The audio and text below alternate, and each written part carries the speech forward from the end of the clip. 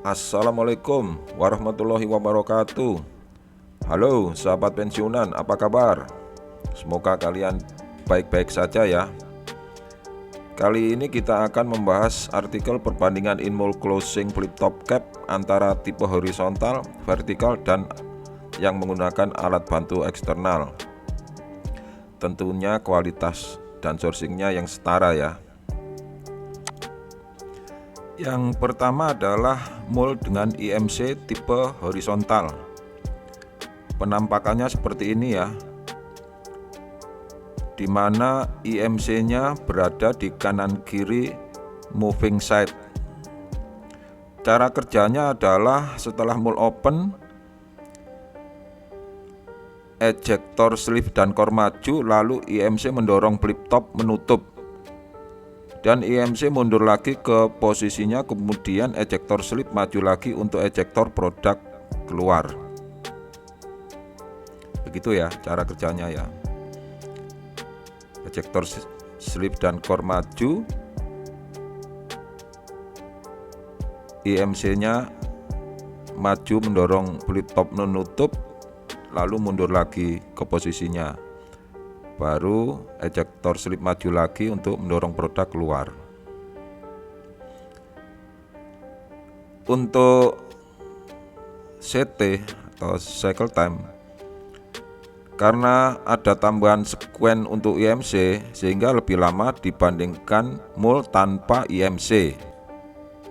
Ya jelas ya, karena ada IMC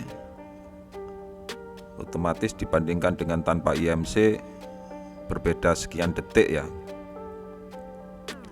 Untuk mole size, dimensinya hampir sama dibandingkan tanpa IMC. Hanya lebarnya agak lebar dikit untuk standby-nya IMC, tapi lebih kecil dibandingkan tipe vertikal. Bisa naik di mesin kecil dengan jarak kaca pintu yang lebar. Maksudnya adalah bila mesinnya jarak kaca dengan lebarnya itu terlalu dekat, pada saat IMC ini dipasang dia akan nyentuh ke kaca ya. Tapi pada umumnya cukup, lebih banyak yang cukup. Pengalaman saya ada dulu, saya pernah juga ada beberapa yang harus modif kacanya sehingga kacanya diberi kaca khusus yang mengakomodir supaya ini bisa tetap dipasang dan pintu kaca bisa tetap ditutup ya untuk safety ya. Untuk lebarnya memang sedikit lebih lebar dibandingkan tanpa IMC karena ada bagian IMC yang harus standby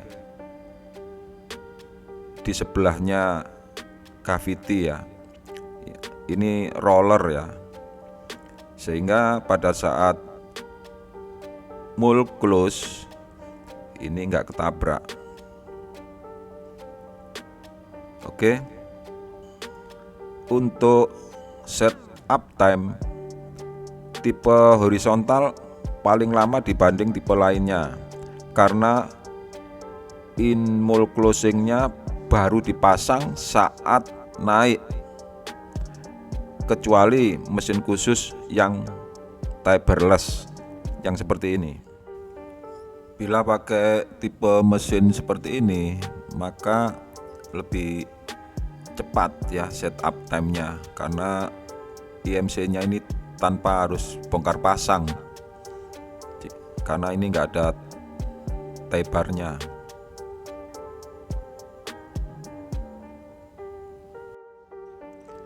Untuk setting process time lebih lama karena perlu waktu untuk sinkronkan in-mole closingnya untuk hasil produk terbaik.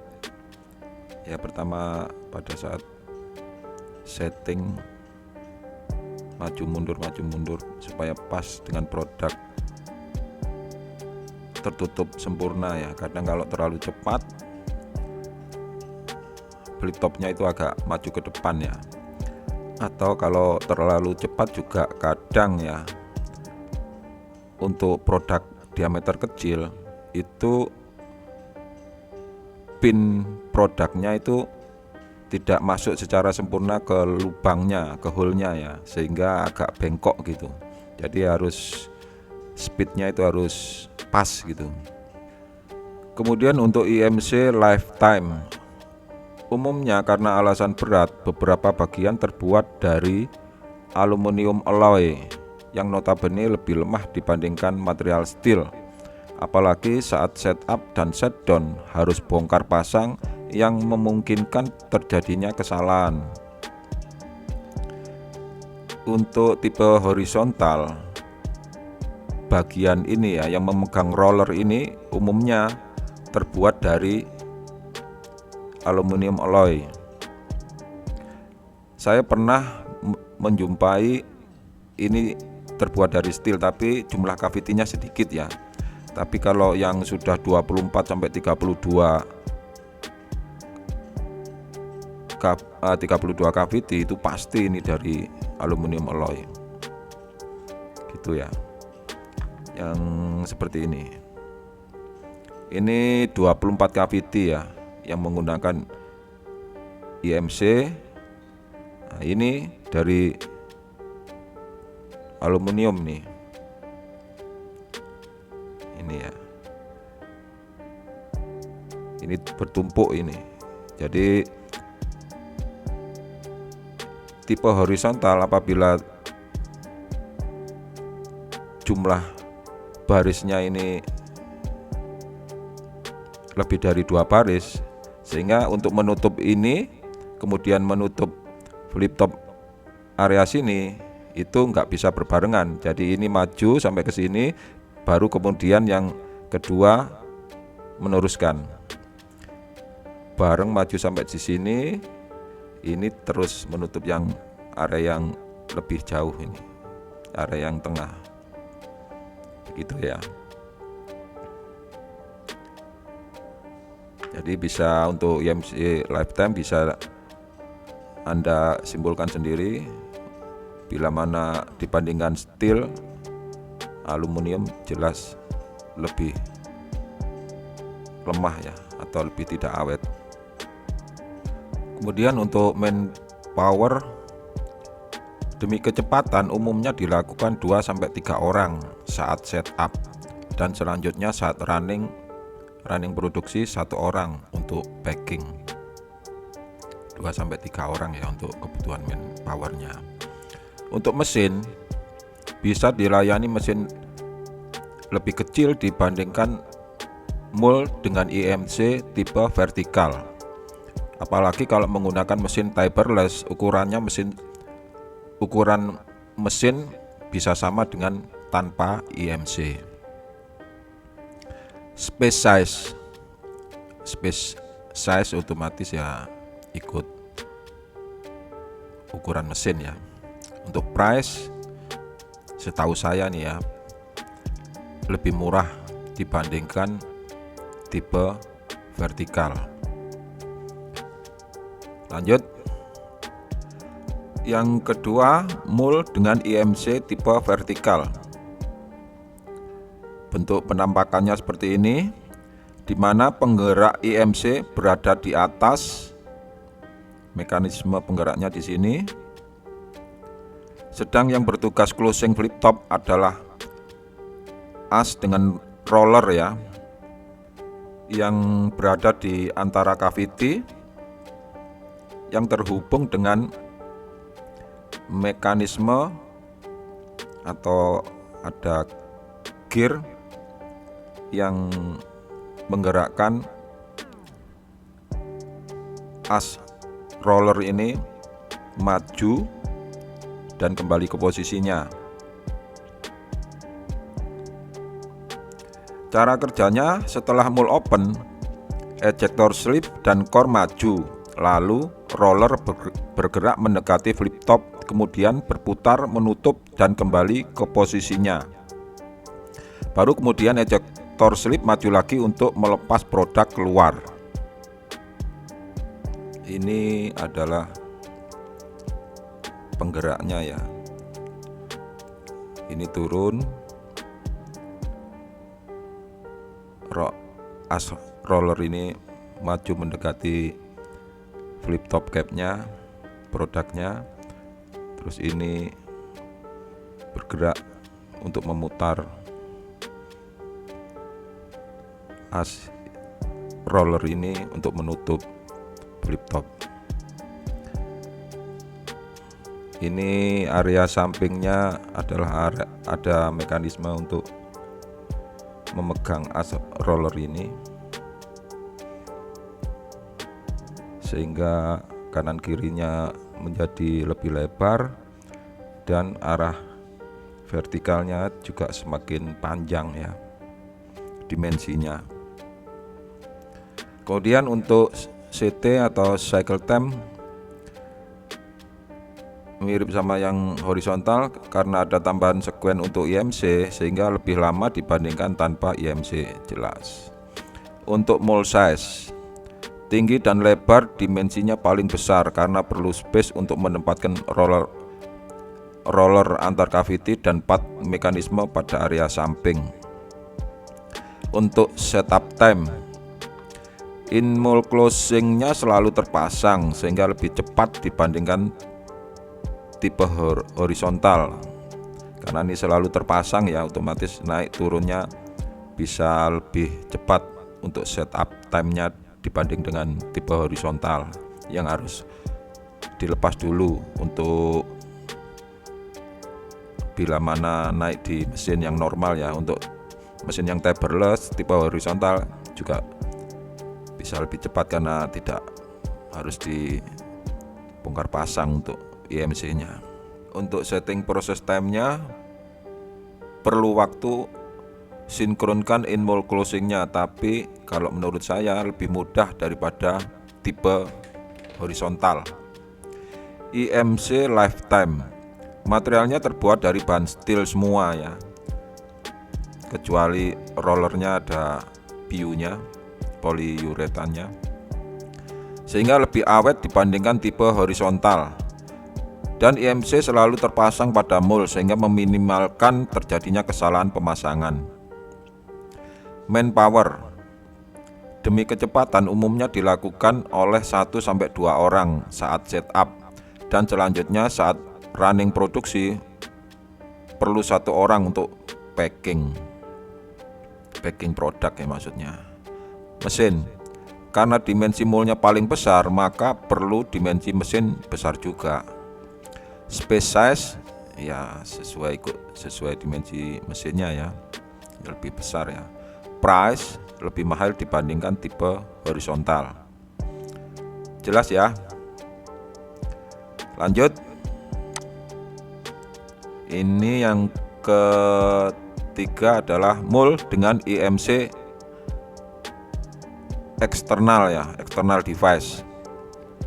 Umumnya mesin ini diinstal secara inline karena produk flip top cap harus segera di closing beberapa menit setelah keluar dari mold dengan alasan untuk mempertahankan kualitas hing. Cara kerjanya, setelah produk keluar dari mold jatuh ke conveyor untuk dibawa masuk ke unscrambler. Kemudian oleh unscrambler ditata berurutan pada posisi yang sama, baru kemudian IMC bekerja menutup flip topnya. Untuk cycle time jelas lebih cepat ya, karena mold tanpa in-mold closing. Karena in-mold closingnya dikerjakan oleh mesin yang berbeda. Untuk mold size-nya paling kecil, jelas karena tanpa IMC. Setup time-nya paling cepat karena tanpa in-mold closing. Setting proses time paling cepat karena in-mold closing-nya disetting paralel pada mesin yang berbeda. IMC lifetime paling awet, tapi tergantung juga preventif mesin IMC-nya. Untuk kebutuhan manpower, demi kecepatan umumnya perlu dilakukan oleh 1-2 orang untuk setup mold dan 1-2 orang untuk setup mesin IMC. Serta pada saat sudah produksi, maka perlu 1 orang untuk packing. Untuk mesin, oh ini keliru nulisnya ya, mesinnya mesin ini ya, dia kebutuhannya paling kecil. Space size, perlu space paling luas untuk in-mold closing mesin inline dengan mesin injection otomatis ya, karena perlu mesin injection dan mesin IMC nya, jadi biasanya dijejer berdekatan untuk supaya bisa inline. Pressnya paling mahal jelas karena harus beli mold sama mesin IMC, jelas ya. Jadi kesimpulannya, mold dengan IMC tipe horizontal cocok digunakan untuk kebutuhan produk tidak terlalu banyak, di bawah 5 juta per bulan. Karena bila kebutuhannya banyak, maka layout cavity akan lebih dari 2 baris, dimana bila 4 baris atau lebih, maka bentuk IMC akan bertumpuk yang membuat teknisi harus lebih berhati-hati dalam pengoperasiannya. Cocok digunakan pada mesin taperless, karena dengan mesin taperless IMC tidak perlu bongkar pasang saat setup maupun shutdown mold, sehingga bisa lebih awet. Tapi sayangnya mesin taperless ini belum populer ya di Indonesia. Ada tapi nggak begitu banyak. Lanjut, yang kedua, mold dengan IMC tipe vertikal. Bila sudah tersedia mesin besar, mold dengan IMC dengan tipe IMC vertikal bisa menjadi pilihan, karena memang mold dengan IMC tipe vertikal dimensinya lebih besar dibanding tipe horizontal. Cocok digunakan untuk kebutuhan produk sedikit sampai sedang, karena untuk kebutuhan banyak dimensi mold menjadi terlalu besar sehingga membutuhkan mesin besar untuk melayaninya. Cocok untuk kebutuhan di bawah 10 juta per bulan ya, menurut saya. Karena kalau saya hitung 52 cavity itu dimensinya besar sekali.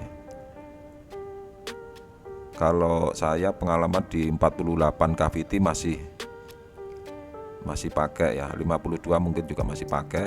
Kalau lebih besar lagi, waduh, tonase mesinnya menjadi lebih besar, pada sebenarnya butuh tonasenya nggak terlalu besar, tapi karena dimensi moldnya besar menjadi kurang efisien ya.